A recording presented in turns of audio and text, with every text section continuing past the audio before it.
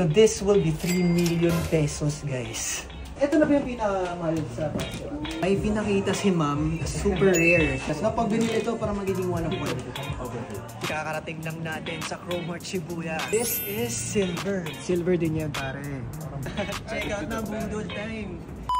So ito yung mga available na Chrome Hearts sa Pansula. Grabe guys. So pakita naman.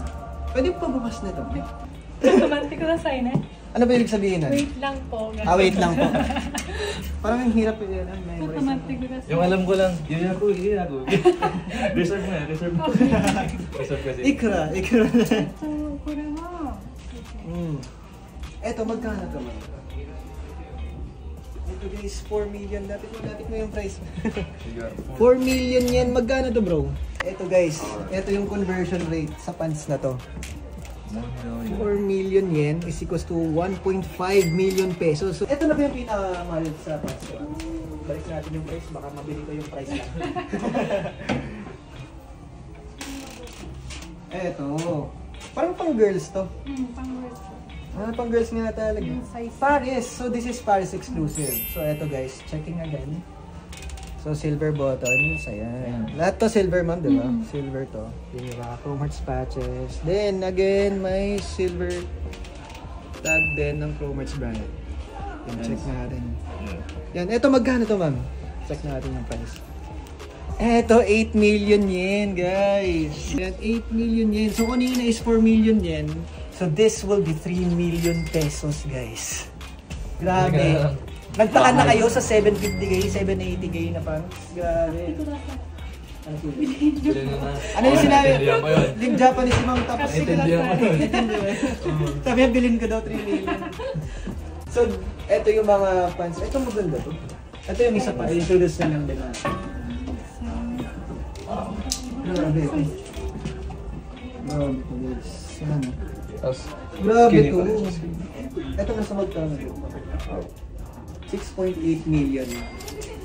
So wag na natin i-convert. Alam na natin mahal. Before ako pumunta dito, umorder na ako ng Chrome Hearts cap. Kasi para ma-reserve ko. Kasi yun lang yung mura na available nila eh. 60,000 pesos. So ito na yun. Si ma'am, pinatry niya na. Yun guys. So ayun, thank you ma'am. So ma'am, pakilala po muna kayo. Meron po ba kayong IG, gano'n? May IG. Yung IG nyo is...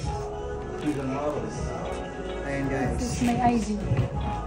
Yun yung IG ni ma'am, si Maisel Ramos. Hey guys, mas. Okay, thank you so much po ma'am.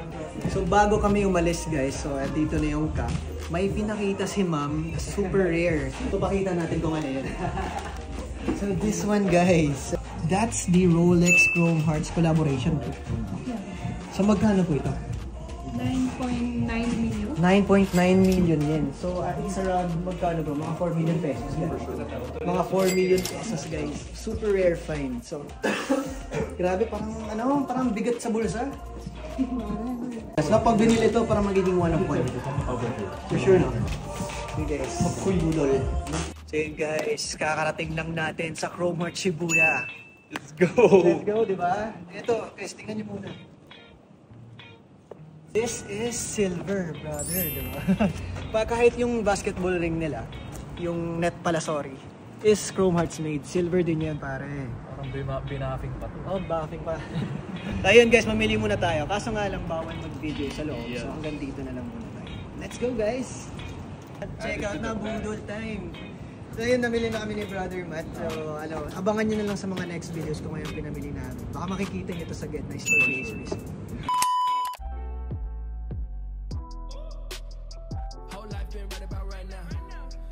Chit chat, can't do that, settle down, pipe down.